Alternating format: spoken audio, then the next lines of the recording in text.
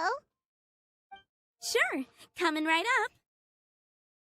Would you like anything else? Do we, want anything else?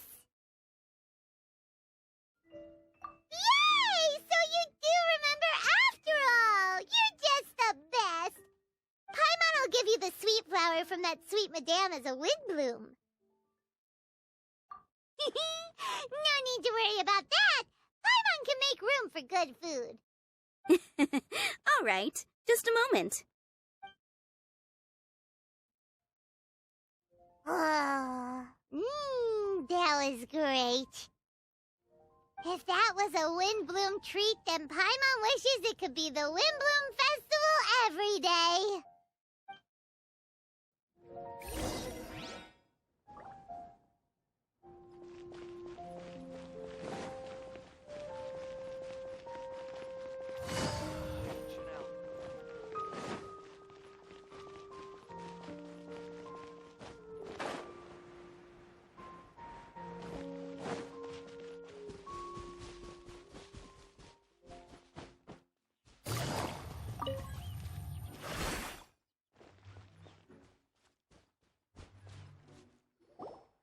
All right, looks like we're all here.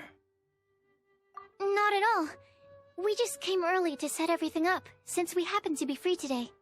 Collie put up the tent so quickly, but still managed to tie very sturdy knots. You can really tell that she's a professional. I didn't do much apart from passing materials around. Thanks. It's all thanks to Master and Sino. They taught me everything I know. What can I say? For a skilled adventurer, this is just another day on the job. Are you quite finished? Or were you going to sing each other's praises till the moon rises? Come on, let's all sit down.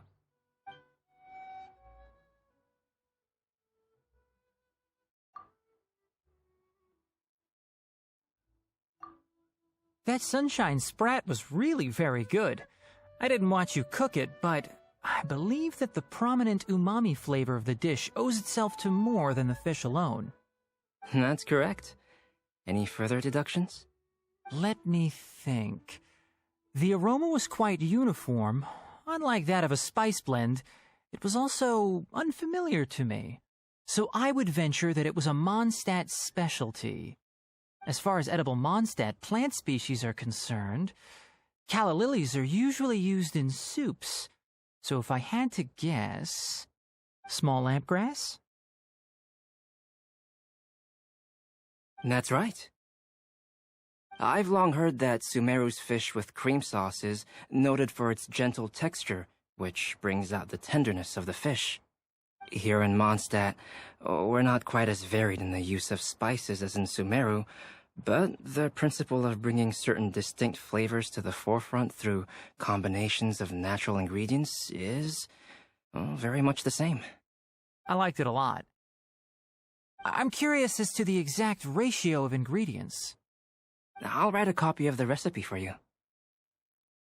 Would anyone like to try the nutrient-dense meal I made? I'll have some. What about you, Collie? It doesn't look like you've eaten very much. Is your appetite low at the moment? No. I just don't eat a lot normally.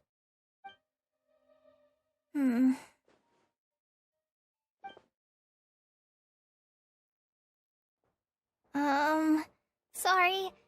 I didn't mean to make things awkward. Tighnari. While we were on the road, we spotted something white, walking on two legs. Was that Paimon? Which day was this? Just after passing through Stonegate. Sino, are you sure your eyes were working that day? Or maybe your hood was blocking your vision? Paimon always flies. There's no way she'd ever walk. Is that right? I thought that you'd made me snacked on too many local ground nuts.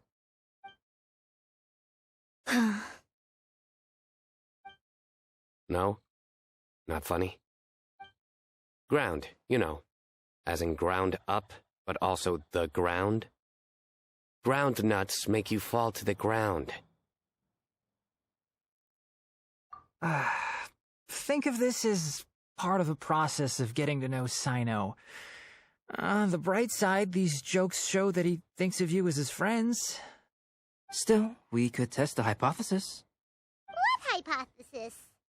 That plant species indigenous to Monstadt may have an effect on the motor functions of flying lifeforms. Hey! Paimon's not your test subject!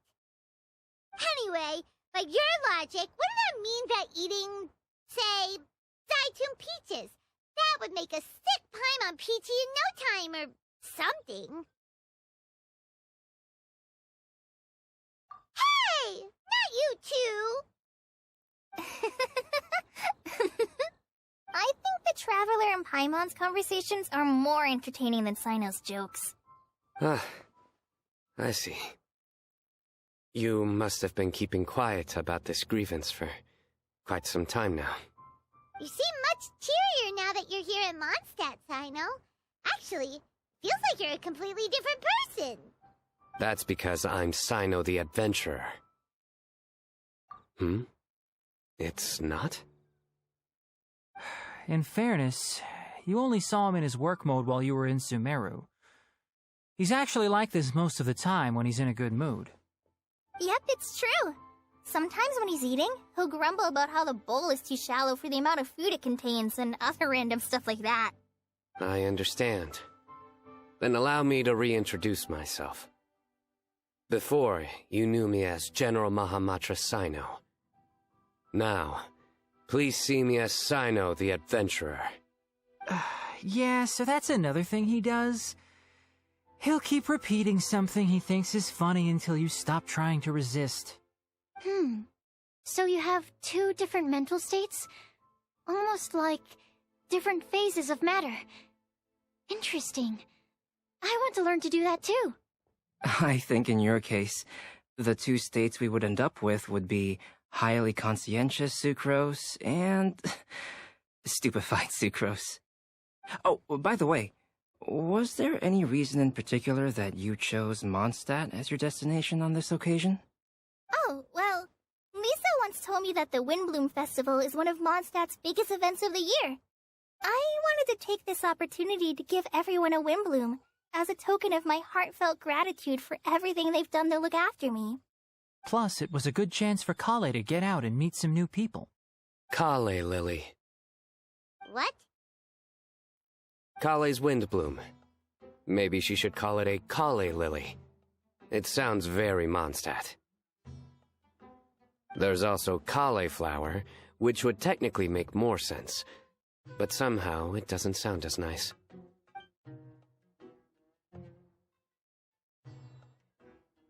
Moving swiftly on. Wow, he just completely ignored the joke and carried on the conversation. Guess sometimes that's the only way forward.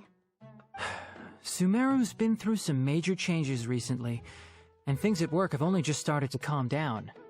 I don't get many opportunities to take a vacation, and this was a chance to join Collie on her trip while also learning a few things about Mondstadt's flora and fauna that I'll be able to pass on to my peers and students on my return. Two birds with one stone. How about you, Sino? I came to ensure Collie's safety. That's just an excuse. Plain and simple. Also, there's the matter of a Genius Invocation TCG custom-made card back. Aha! So you did have an ulterior motive. Have you all played Genius Invocation TCG before? And that is why I am proud to call you my friend. When I first began contemplating getting a new card back, I asked around before eventually deciding to ask the legendary Mr. Calx for guidance. A friend of mine, Sawada, whom I played cards with on occasion, had been to Inazuma for the Irodori Festival. He told me that Calx was a Mondstadter, so I should try my luck there. Calx?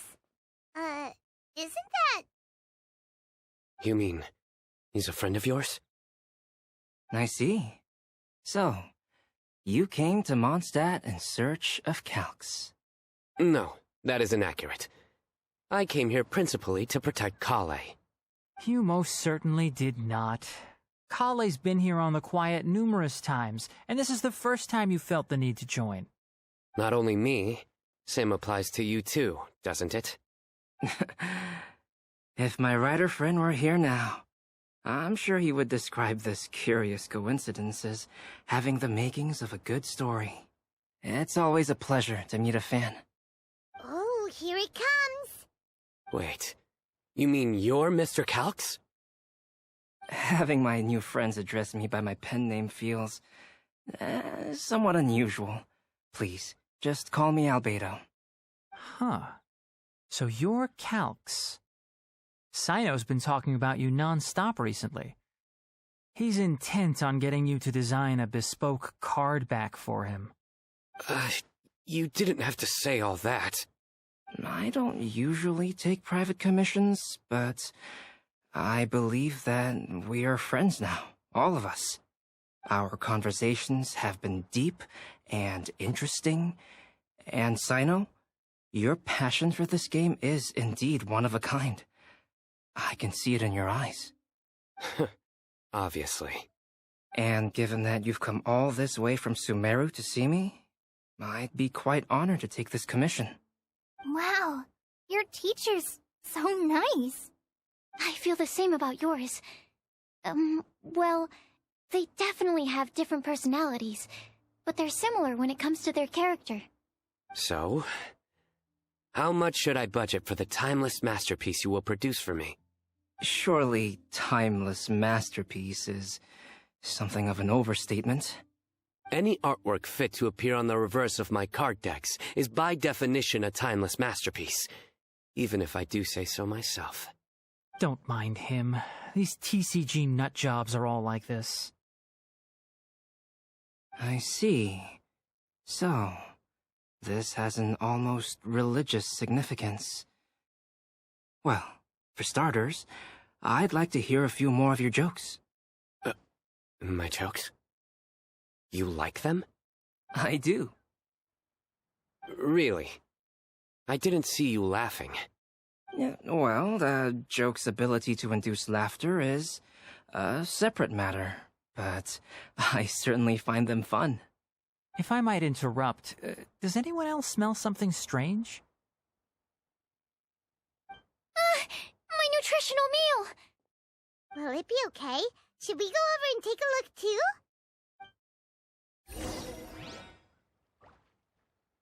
Huh. So, a good joke is not necessarily required to make people laugh at them. I'd be grateful if you could check on Sucrose. As for our new friends here, leave them to me. Well, Albedo and Sucrose were delightful, but this was still an exhausting meal.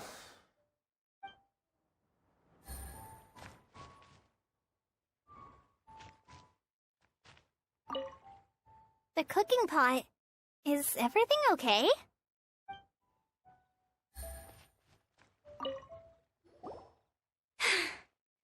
Only the base is burned. We can still use the cooking pot. It just needs a bit of a wash. Good thing Tainari's nose is so sharp. Has he been in this kind of situation a lot before?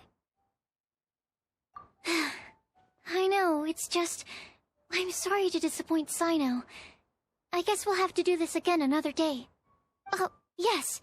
I'm not sure if you've noticed. Collie seems a little... depressed. I noticed she was in a low mood when everyone was talking. Remember that note she received? I was just thinking. I want to try solving this riddle and giving Collie the chance to accept the blessing.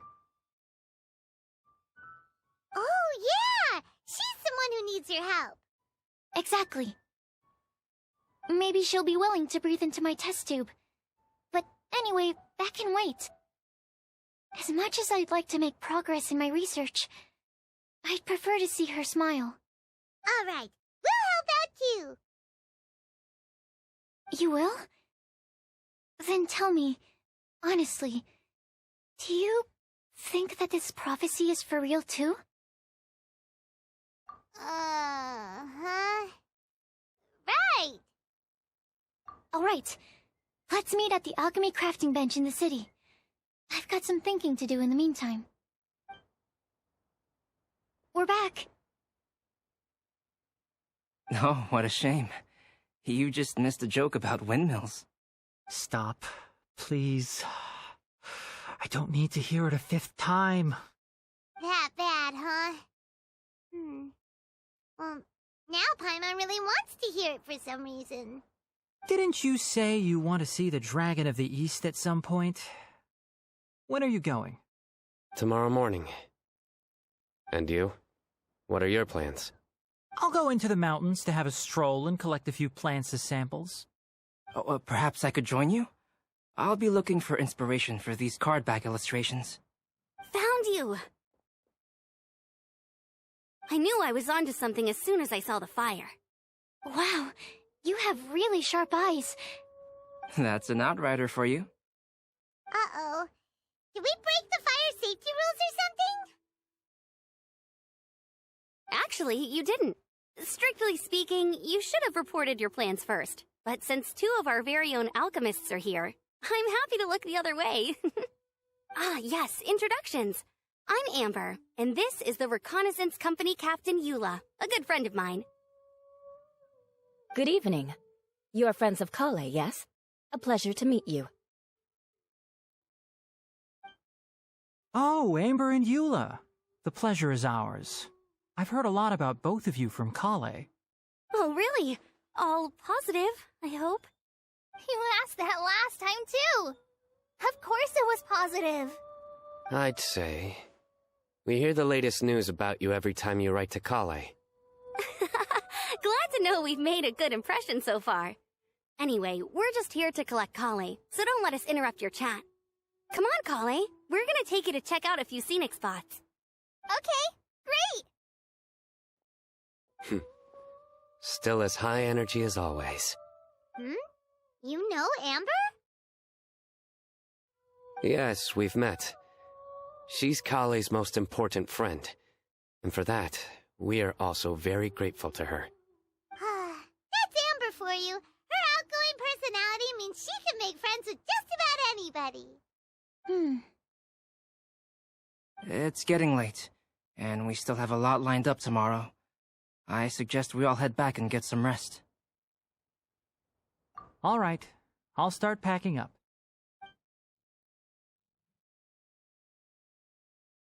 You're gonna get the tone-deaf bard to check out that note, aren't you? Guess Paimon knows you pretty well, huh? Knowing him, he should be hitting the taverns around this time. We can go corner him and make him answer our questions. Let's move!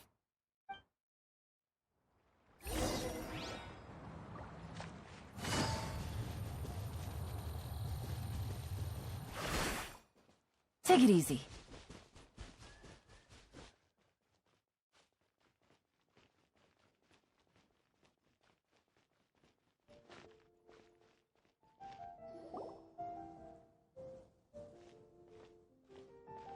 Oh, it's been a while. Paimon called it, tone-deaf bard drinking as usual. Put your drink down and get your game face on. We've got some important questions for you, mister. Okay. So, what do you make of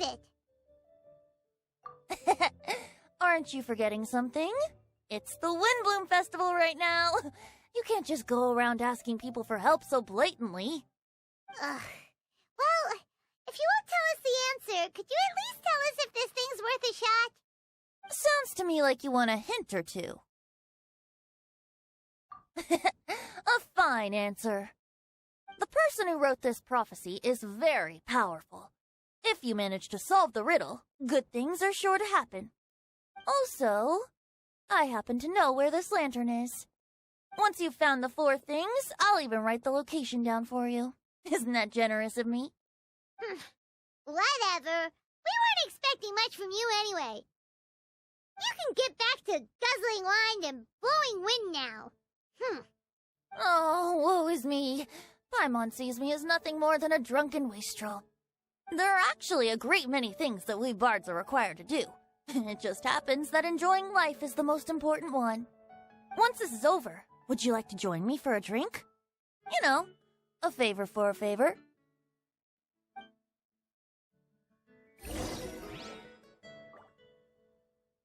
Or, given the way that you're staring at me, perhaps you'd like to get me that drink now? I, of course, would be most amenable to that. But I believe you have friends waiting for you. Don't worry, there'll be plenty of time during the festival.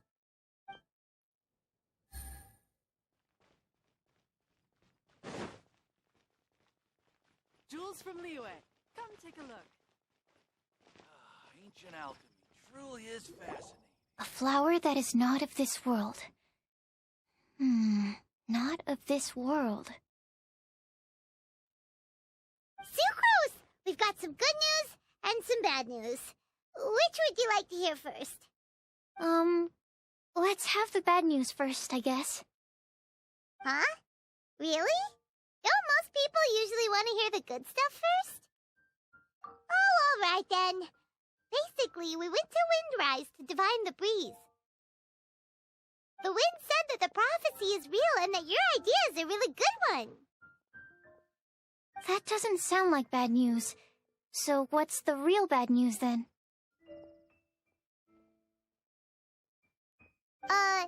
Paimon ate the bad news!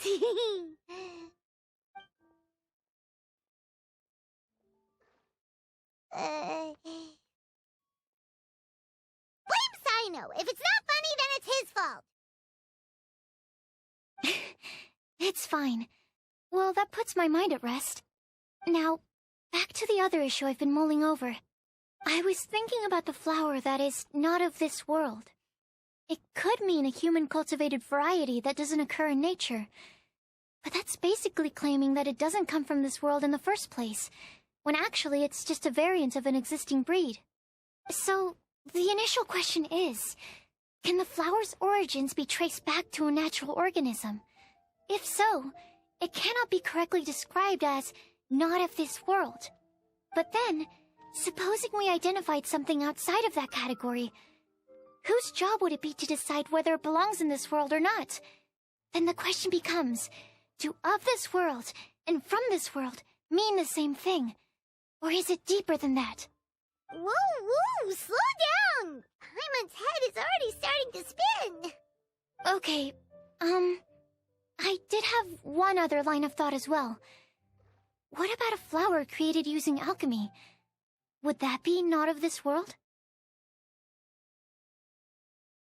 Albedo may know the answer, but asking him right away would be like asking the teacher for the answers to your exam paper.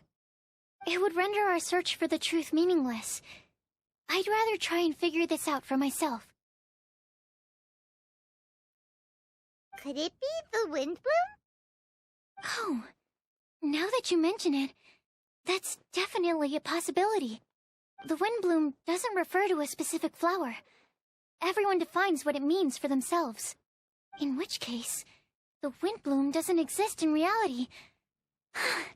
This does seem like a promising direction. I've made a note. Okay, I better go read up on this.